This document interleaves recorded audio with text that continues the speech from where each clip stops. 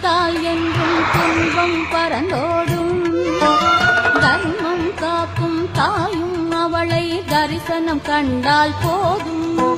துர்க்கை அம்மனை துதித்தால் என்றும் துன்பம் பறந்தோடும்.